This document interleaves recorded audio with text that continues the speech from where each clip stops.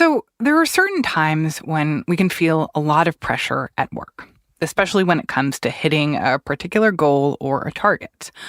On a recent morning this summer, a team of Army sergeants, they were feeling just that type of pressure.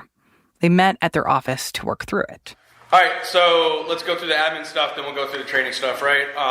I'm not worried about people. That's Sergeant Beaston leading the meeting at an Army recruitment station in Toms River, New Jersey. It's next to a bagel shop and a nail salon. Lately, Beaston and his team have been struggling to meet their recruitment goals. So Beaston is giving a bit of a pep talk. You're going to get no after no after no after no after no. But being creative, going out there, putting yourself out there, and doing everything you can to get that yes, to be successful, is what needs to be done in this job, right? Most months, the team fights to deliver the number of new recruits they need.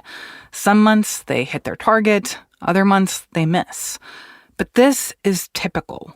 Army recruitment is a struggle across the U.S., so that is pushing people like Beaston and his team to meet their goal. If you miss it, it hurts your career. There's not that same sort of accountability elsewhere in the Army, so there's a lot of pressure on these guys. Greg Jaffe is a reporter on the democracy team at the Post. He has been following Army recruiters and asking what the slipping numbers mean. You know, recruiting tells you a lot about American democracy, what people value, how they feel about our big institutions. And the other thing I noticed was in polling, Gallup does a lot of polling about trust in institutions. That's been way down for, going on a decade. The military had always been the most resistant. It's always long been the most trusted institution in America. But you can see that start to erode as well. And so I was really interested, when people don't trust institutions, when people don't trust the military, how do you convince somebody to join the military?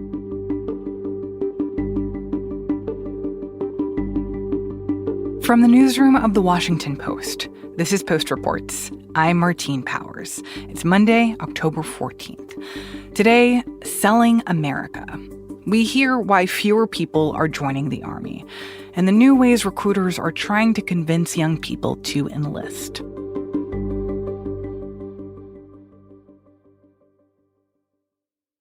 So, Greg, I know you've covered the military before, including back in the 90s. I'm curious, what stands out to you about how recruiting in the military works now? Yeah, so this is one of the things I found somewhat interesting covering it in 99 and going back 25 years later, was how little had changed. They're still calling people on the phone, trying to get 18-year-olds, 19-year-olds to pick up the phone and have a conversation with them about joining the military. And those are cold calls or just... They're cold calls, so they get lists from the high schools of people who are probably likely to be eligible, and they're just calling those lists and calling those lists. Sounds tough. It's really hard, yeah. And you hear no after no after no. They do what they call prospecting, which means getting out and walking around and just looking for people who might be of the right age to serve. Maybe they're high school athletes who are wearing athletic stuff. Maybe it's somebody who looks like they're, 20 or 21 and they're wearing a shirt that has camo on it, or Army or something like that. And just stopping those people and say, hey, what are you thinking about doing with the rest of your life? Trying to engage them in a conversation. So I was just struck how little had changed and how labor intensive it was. But, you're asking people to do something so big, to uproot themselves, to leave their family behind, to potentially, go to war, although they don't talk a lot about that, that it requires face-to-face conversations. It's not something you can sell somebody over a text message. So I want to hear a little bit more about Sergeant Beaston, who runs the recruitment station that we heard about in Toms River, New Jersey. Can you tell me about his story and what brought him to this type of work in the military? Yeah, it's really interesting because I think it helps to explain why his job is so tough right now. So Sergeant Beaston was in 4th grade on 9/11, and he recalls, he remembers that day vividly. He was in Massachusetts outside Boston. Remembers getting called home from school, remembers watching on TV as the towers came down. and remembers thinking, I want to join the military. This is what I want to do. And so from that moment on, you knew you wanted to join? Yeah. Did you say something to your mom? Or how do you remember that far back? I think it just mentally in my head, I was like, I'm going to join. Uh-huh. I didn't know what branch, I just knew I was going to join. And over the course of the next few years, you have the wars are on TV, you have movies like Lone Survivor and American Sniper, that make the military out to be kind of heroes, larger-than-life heroes doing this important mission. So that continues to stoke his motivation. So by the time he's 17, he knows he wants to go into the military. I enlisted while I was still in high school. Yeah, I was 17, so I joined at 17. I turned 18 while I was in basic training. Oh, wow. And from there, what did his career in the military look like, and how did he end up as a recruiter? Yeah, so he joined 2013. It's towards the tail end of the wars. He does do a tour in Afghanistan. His initial job in the Army is Black Hawk helicopter crew. So he's fixing Black Hawk helicopters, making sure they can fly. Comes back, is based in the D.C. area at Fort Belvoir, also on a Black Hawk crew, and then shifts into recruiting, about 7 or 8 years in, and finds, I think, that he's really good at it. He really likes it. He finds it fulfilling. What makes him good at it? You have to be a people person. You have to be able to talk to people. The first thing you hear is no, and you have to be able to overcome that no to figure out, okay, when the person's telling me no, or when the person's telling me I don't want to join, the first thing they tell you is not really the reason they want to join. I don't want to cut my hair. My mom won't let me join. They don't know much about the military. That's the other thing that's really changed. It used to be when we had a draft, and the military was much larger, that most people knew someone who had served. And, a lot of kids today don't. I think he's good at it. He's able to help people envision themselves in that job. I love the Army, and I wanted to help people kind of get to the same point I was at. I wanted to better other people's lives. Yeah, I imagine that might be part of the challenge for him, too. For someone who knew from the time they were in 4th grade that this is what they wanted to do with their life, having to, think about how young people now are thinking about this differently and kind of put himself in the shoes of someone who doesn't care about the military or really hasn't thought about it and doesn't have that same, inner drive that he had to consider this as a life option. Yeah, it's difficult. I felt like talking to his recruiters, all of whom have been in for about the same time as him. They fell into 2 categories. There was one group that joined because of 9/11, and there was a second group that joined because of economic opportunity. They wanted to get out of the place or situation they were in, and they saw the military as a way towards a middle-class life. And both of those are tricky now. So 9/11's tricky because those wars, especially to 18 to 24-year-olds, are a distant memory. Mm-hmm. And or that they have an impression of those wars as largely failures, or were they worthwhile? That there are these, questions that we have been asking our country about what did it mean to be part of these wars and were they a good thing? And I think that message has really gotten down to young people. Totally. Yeah, there's a lot more skepticism about American power and whether it was worth it. They know a lot more about PTSD and things like that. So that's one category that's tougher. The economic category is tougher too, because everybody's offering money for college these days, which used to be the big Army lure for a middle class. What do you mean by that? So you go to work at Walmart and they offer money for college. You go to work in an Amazon warehouse, they have a program that pays for college.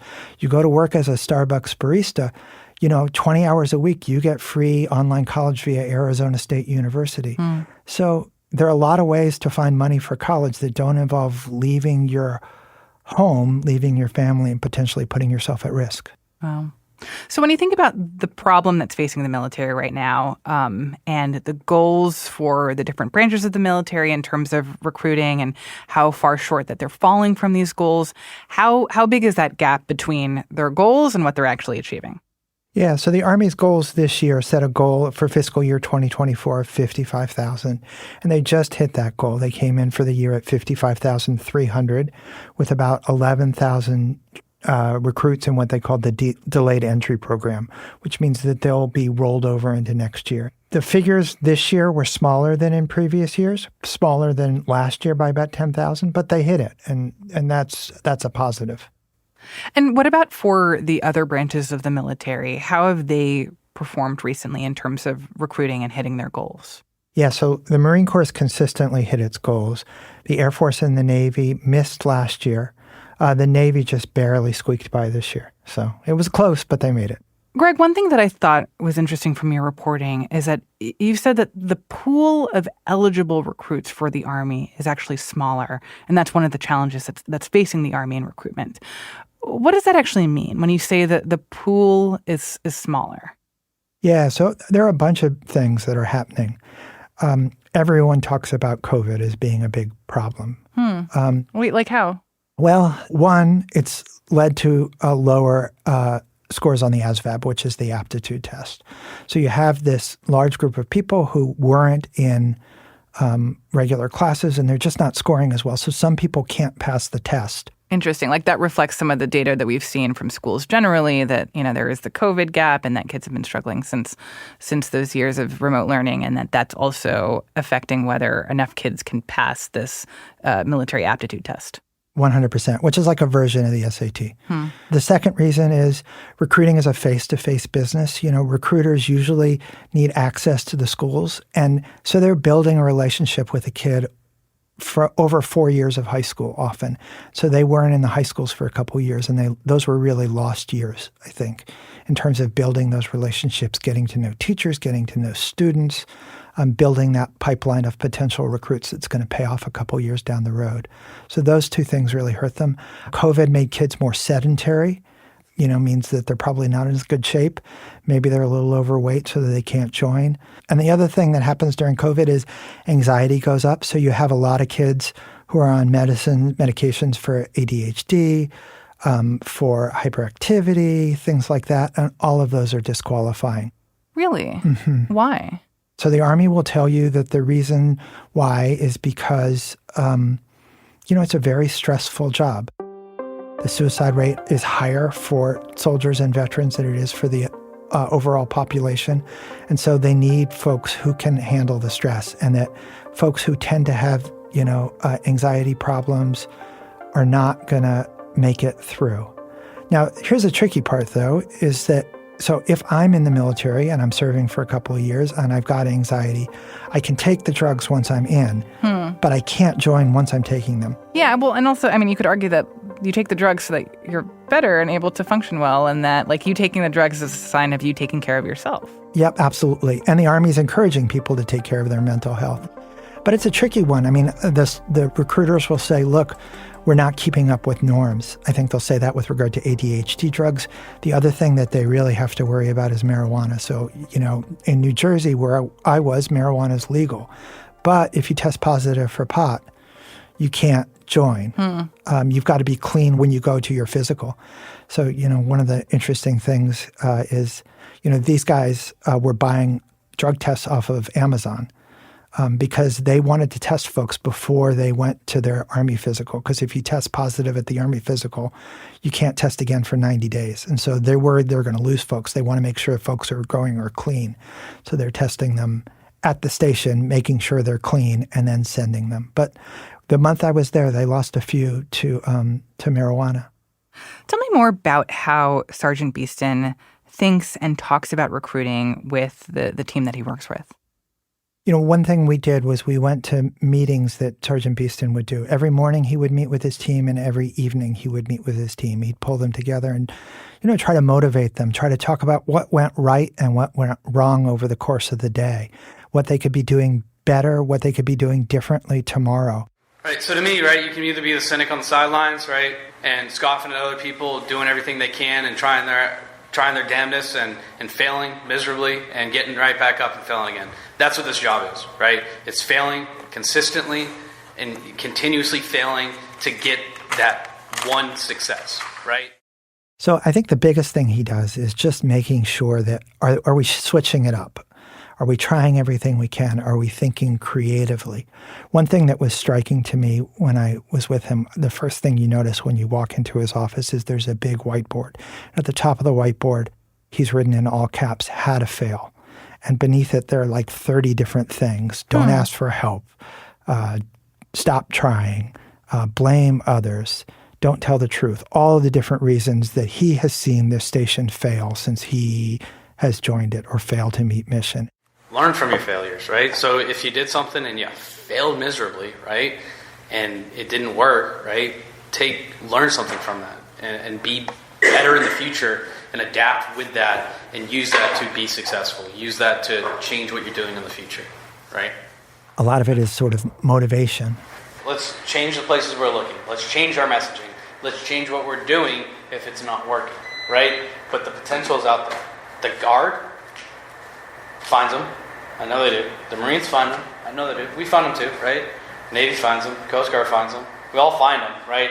And we're all struggling. But the potential's there, right? We're in all our schools now.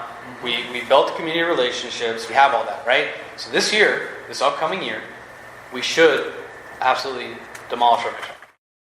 And has Sergeant Beaston been successful so far? Like, is he, I don't know, from your perspective, like, is he doing a pretty good job with Toms River and their recruitment efforts there? Yeah, he's done a great job. He inherited a place that hadn't made its goal since 2016, so it had really, really struggled, only hitting 40% of its goal for the year.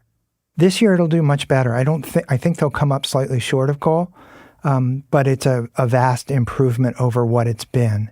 And, those goals are really important because they determine the size of the military. They determine the military and the reach of U.S. military power around the world into places like China, into places like the Middle East. They reassure our allies and they scare our enemies.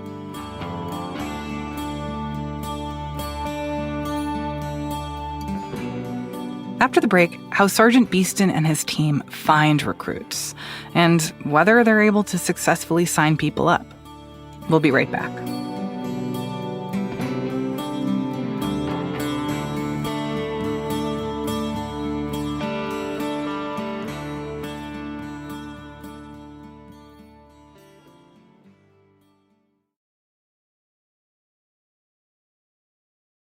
So, Greg, we just heard about the recruitment challenges facing the Army right now, the shortfalls this particular branch of the military is facing.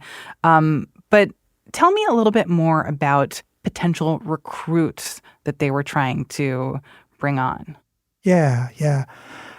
So there are a bunch that we followed, all of whom I think are really interesting. One who sticks in my mind is a kid named Seven Watley, who was a young kid with a GED. He was one of those folks who washed out during COVID, dropped out of high school during COVID. Young African-American kid. His mom desperately did not want him to join. Why not? I think she was just worried for him, He wanted to join. He wanted to join the infantry, which is the most dangerous part. And her feeling was, please don't join the infantry. Mm-hmm. So she's constantly trying to talk him out of it. And the recruiter, one of Beaston's recruiters, Sergeant Brian Glass, was trying to build a relationship with her, let her know it was going to be okay, and keep Seven, her son, on track. Seven's interesting. When he drops out, he goes to work at McDonald's, and I think he's just alone and lonely. He spends his days playing video games, going to McDonald's, playing paintball with his friends. And I think he just feels like he wants to do something meaningful with his life. He wants to belong somewhere, and that's what the Army is selling and offering him. And so how did the recruiters keep working on him? What are the tactics they use to try to get him to say yes? Yeah, so just showing up. Sergeant Glass goes to his graduation, and his mom is like, what are you doing here? And he's come to the graduation to bring him a little sash that he can wear with his robe. This is from his GED program that says U.S. Army on it. And it's just like reinforcing that message that you're part of this team. You're part of my team. It's showing up in that way. At one point, Seven has lost his driver's license, which he needs to go to his Army physical. And so he... When you say lost, like can't find it, or lost? Like... Can't find it. Yeah, it's gone. He doesn't know where it is. And he needs a driver's license before he can go. And he doesn't have a phone. So Sergeant Glass is driving an hour out to his house to make sure that he gets his driver's license, to get on the phone with the DMV to make sure that the replacement is ordered and it comes. So it's an hour out there, an hour back, and an hour sitting with him making sure he gets his driver's license. It's calling and being there constantly. I will say one thing that I found really moving with Seven is that he gets up to do his oath of enlistment, and they're on the phone with his mom right before that. She's really worried about it. She's like, why do you have to join today? Can't you put it off? Can't you think about it? Can't you choose a job other than infantry? Maybe you could fix computers. And they're having this constant back and forth. He signs the papers, gets up to swear his oath to protect and serve the Constitution. They're in the car driving back to Seven's house, and Sergeant Glass says, here, take my phone, call your mom, tell her that, how it went. And so he calls, and the first thing he says to his mom is like, Mom, I'm on the team. And for him, it's like he's been wanting to find his place in the world. He's been wanting to belong to something. It was just so moving to watch that little moment.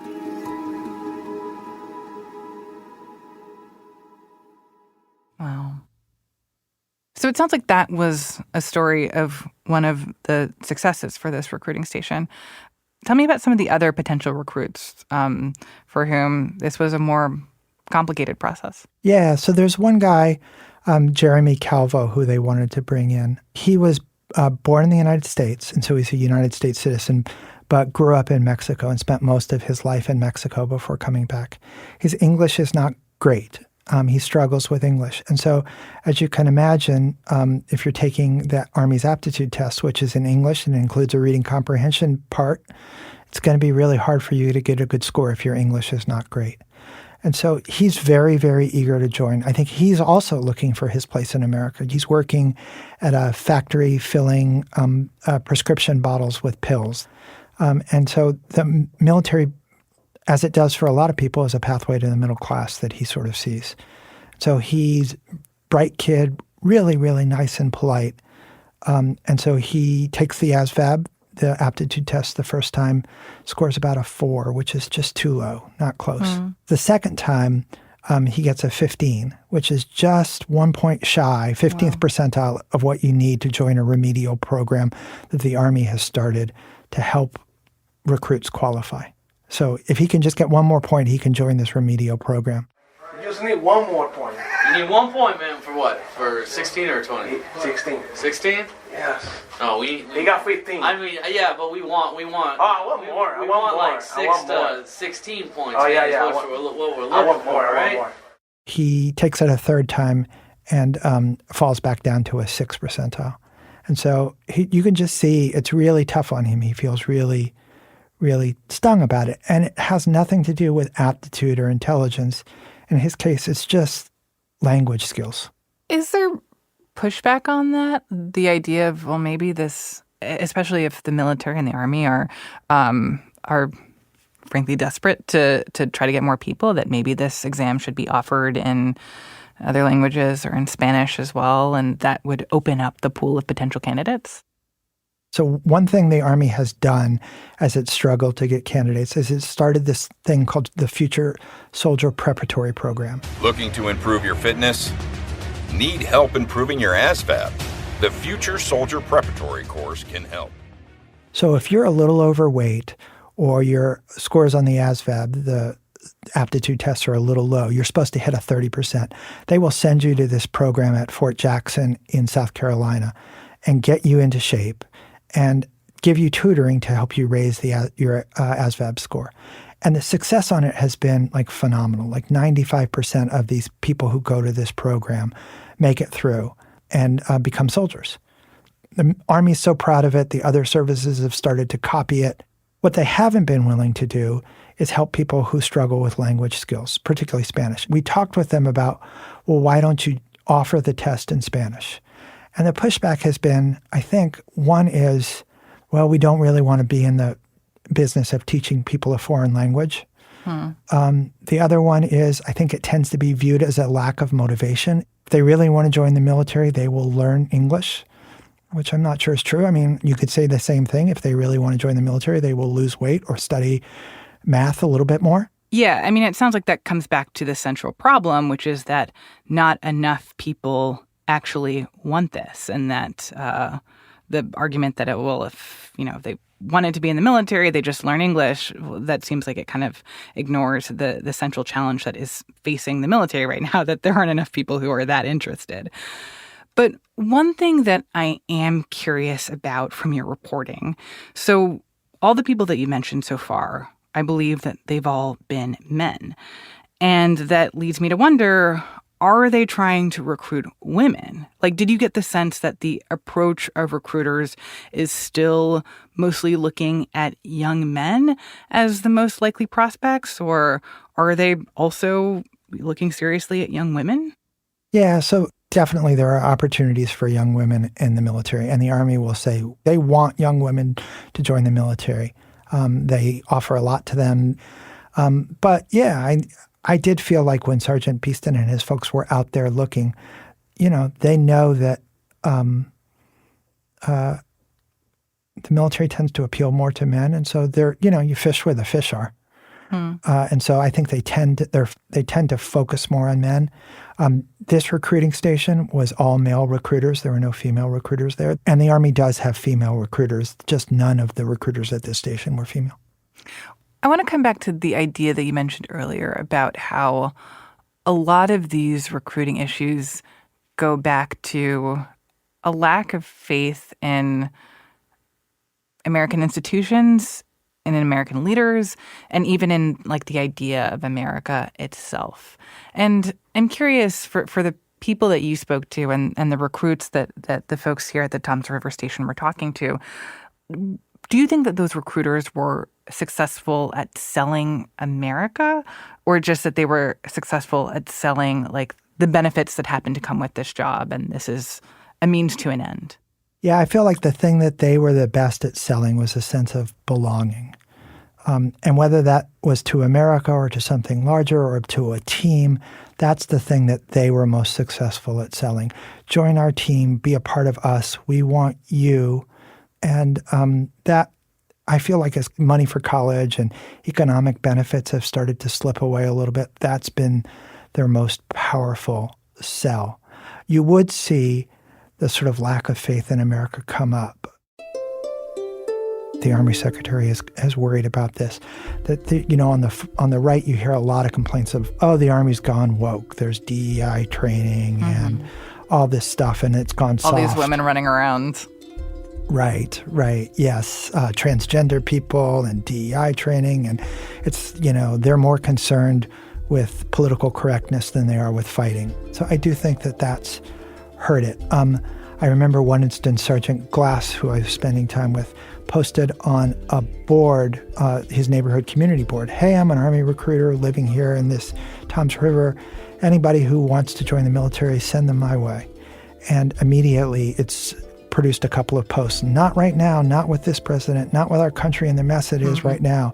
Then the administrator of the neighborhood board gets in and said, "Well, we don't do politics on this chat." And he's like, "No, it's not about politics. I'm just offering a great job with great benefits, be part of a great team."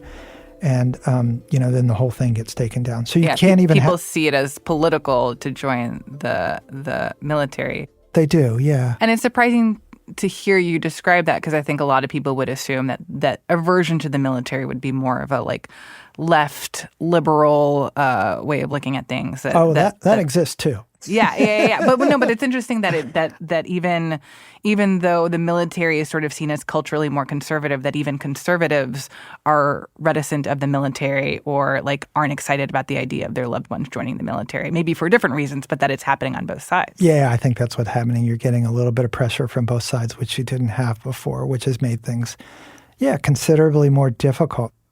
Greg, it really struck me when you talked about why these recruiting efforts matter, because they basically dictate the size of the Army and the size of the Army's ability to be powerful and do things around the world.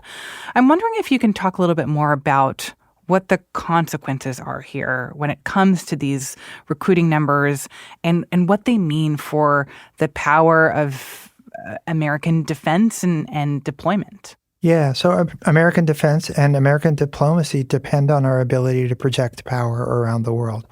We use that power to dissuade enemies and to reassure our allies. And, we're reassuring allies in places like Eastern Europe. We're helping the Ukrainians fight the Russians. We're reassuring allies and trying to dissuade the Chinese in places like Taiwan and the Solomon Islands. You described earlier some of the ways that the Army and its recruiters are trying to be creative when it comes to boosting recruitment. But I also want to talk about the ads, because to me, that sticks out as my primary image of how I see the Army kind of appealing to young people. You watch the Super Bowl, you see ads for the Army. How are the ads playing into their thinking about recruiting and how they want to present the Army? Yeah, and the most recent military ads, I feel like I've seen, they do two things that the old ones didn't. The old ones tended to be much more focused on money for college, benefits. These new ones, there's one that's selling belonging that just came out 2 or 3 weeks ago called Alvarez.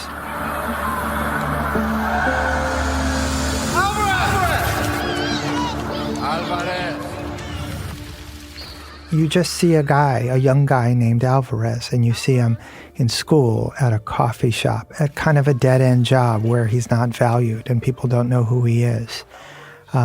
Just a series of vignettes about his life. And then in the very final one, you see him in his uniform, and his sergeant is pinning a medal on him and calling out his name, Alvarez, with his family watching.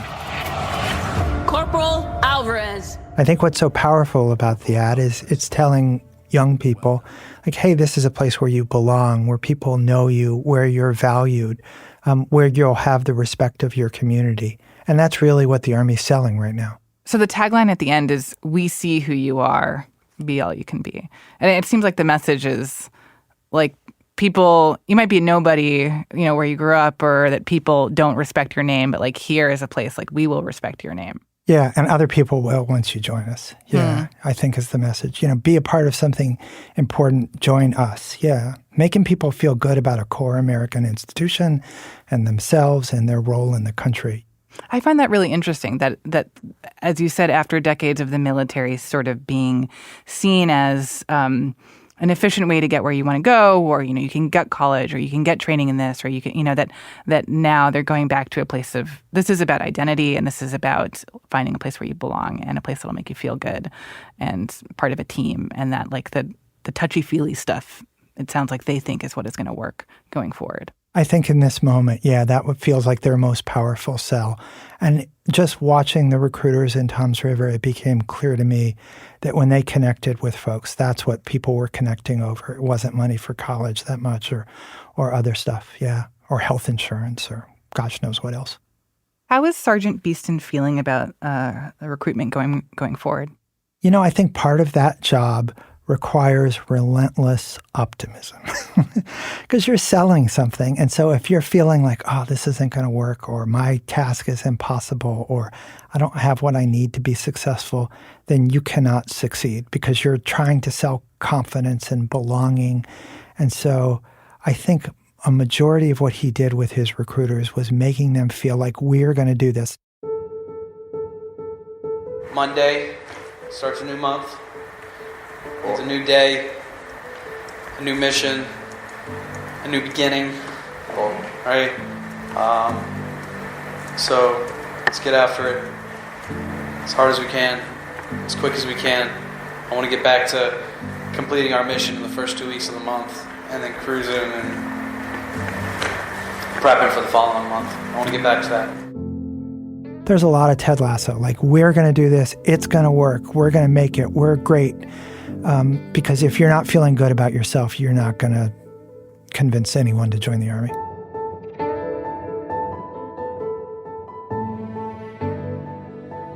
Greg, thank you so much for sharing this story. Thanks for having me. Greg Jaffe is a reporter on the democracy team at The Post. He co-reported the story with our colleague, Missy Ryan.